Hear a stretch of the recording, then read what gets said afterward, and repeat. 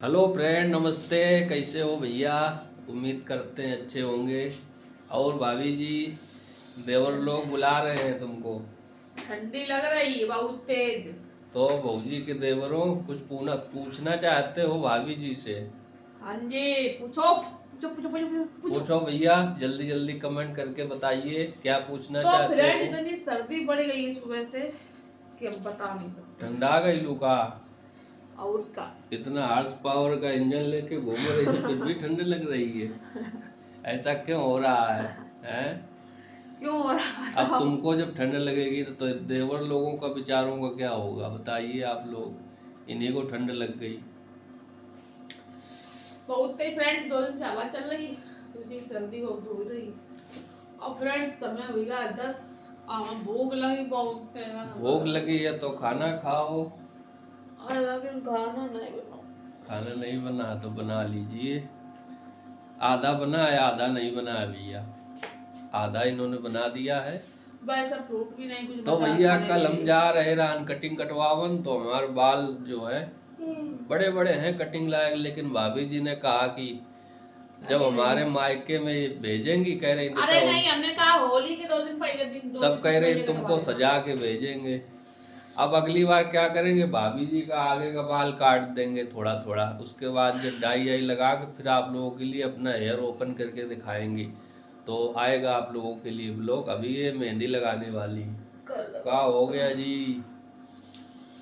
क्या हो गया? आंसू निकलने लगते मेरे। ड्रॉप डाल लिया करो ना। इस समय डस्ट बहुत ज़्यादा उड़ रही है तो आंखों का भी ध्यान रखना चाहिए।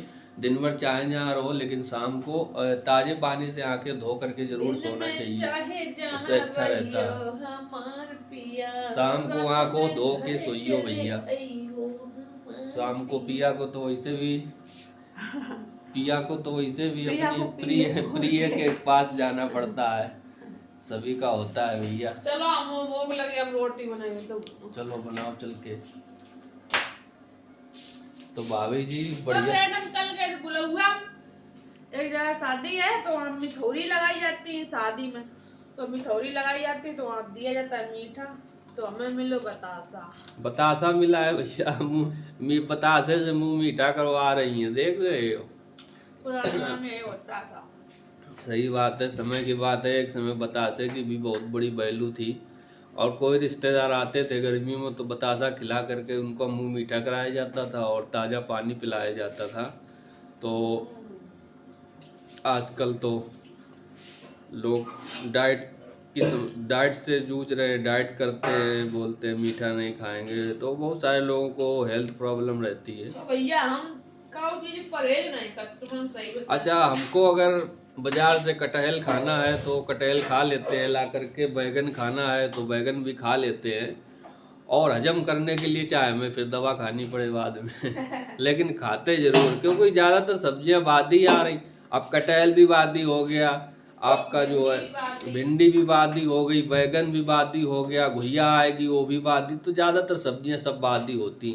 लेकिन अब खाए इंसान, खाए ना तो क्या करे। और जिसको सीरियस प्रॉब्लम है उसको वाकई में परहेज करना पड़ता है, बहुत तगड़ा परहेज। जो कर पा रहा है वही जो है चल पा रहा है, ये मान के चलिए। और जो थोड़ा खा सकता है, दिन भर बैल की तरह मेहनत करता है, तो वो इंसान जो है जो मेहनत ज्यादा करता है तो उसके लिए चाहे आम घास कुछ भी हो सब। पसीना जो बहाता है वो खा सकता है, अपना कुछ भी खा ले उसे सब हजम हो जाता है, सूट कर जाता है। और जो वर्क नहीं करता इस शरीर से, जितना एक एक अंग का जो है इस्तेमाल होना बहुत ज़रूरी है, तो पूरे नस नस से पसीना निकलना चाहिए, पसीना जम के बहाना चाहिए। चाहे काम करते समय हो या एक्सरसाइज व्यायाम करते समय हो, तो ये छोटी छोटी बातों का हमेशा क्या ध्यान रखना खाओगे? चाहिए इंसान को। खाओगे क्या? खाएंगे क्या?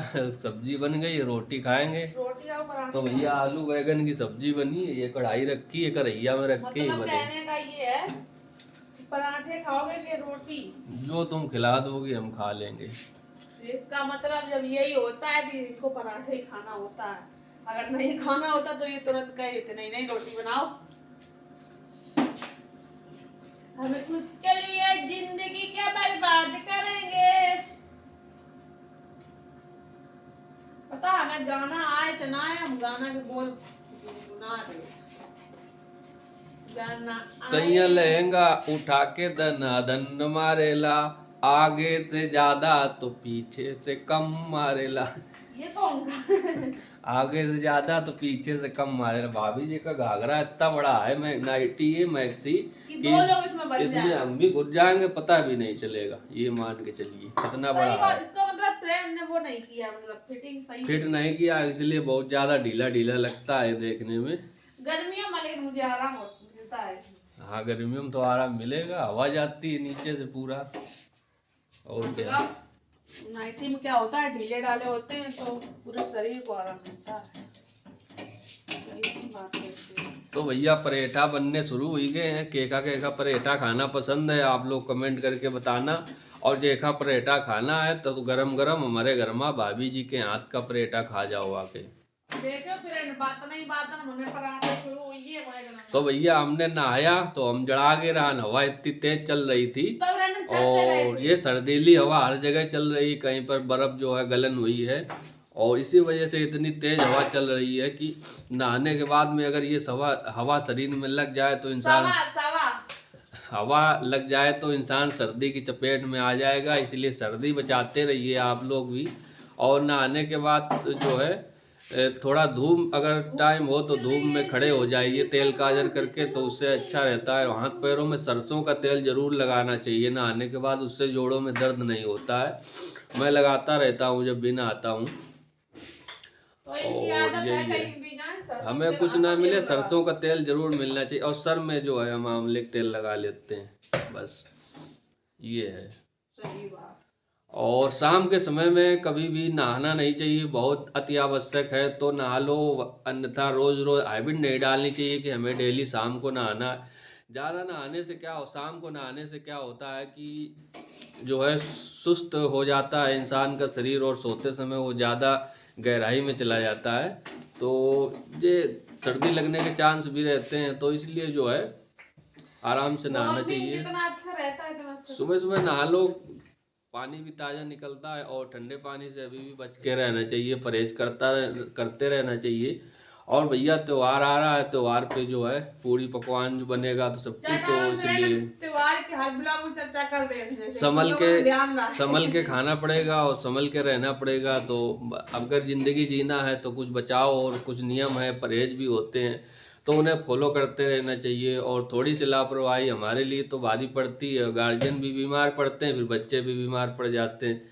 इसलिए कलर्स का ज़्यादा इस्तेमाल नहीं करना चाहिए। गुलाल से अपना होली खेलिए और एंजॉय कीजिए, और क्या है। लेकिन सबका अपना अपना चॉइस होता है, कोई कैसे अपना खेलता है, कोई कैसे खेलता है। तो भैया ही बातों में भाभी जी के परेठा फूल ले, फुलाओ भाभी, परेठा फुला रही हैं। बना जाओ ब्लॉग कर दो एंड फ्रेंड लोगन तो कही जाओ भैया खाना खाए हैं। अब खाना बता हमारे 3 लोग हैं, तो अब पता बच्चा मेरा स्कूल जाए, हम 2 लोग बचते अब हैं। 3 मुर्गियां हैं, 3 लोगन का तो ऐसा है कि अब जब भूख लगती है तभी ताजा ताजा बना देती हैं। और यही जोड़ा जिसका है तो यही वो होता है, पति पत्नी का। जो भी बनाए प्यार से बनाए और प्यार से एक दूसरे के साथ में बैठकर जब खाया जाता है तो उसका मजा ही कुछ और होता है फ्रेंड। सुनो, सीखो कुछ, सीखते नहीं हो। हम तो अपने अनुभव के आधार पर बोलते रहते हैं और बहुत सारे लोग जुड़ते भी हैं, हमारा पूरा ब्लॉग भी देखते हैं। तो सभी का वेलकम है और जितने नए फ्रेंड्स हैं उनका भी हमारे चैनल पर वेलकम है। और उम्मीद करते हैं हमारे ब्लॉग आप लोगों को अच्छे लगे होंगे। अगर अच्छे नहीं लगते हैं तो भी कमेंट करिएगा, अच्छे लगते हैं तो भी लेकिन करिएगा। खाना हमें नहीं बनाया, खवा हम तो चाहते हैं आप लोग ज़्यादा से ज़्यादा कमेंट करें और हमारे जो है हमको प्रोत्साहन करें, प्रोत्साहन मिलेगा, एनर्जी मिलती है तो हमें काम करने में अच्छा लगता है। तो हम भी जा रहे हैं खाना खाने के लिए, और आइए आप लोगों का भी वेलकम है। आलू बैगन की सब्जी और भाभी जी के हाथ का गर्मा गर्म परेठा। और हम फिर मिलेंगे कनपुरिया भौजी के साथ में एक और नए ब्लॉग में। तब तक के लिए नमस्कार, बाय बाय, धन्यवाद, Tata, okay okay okay okay.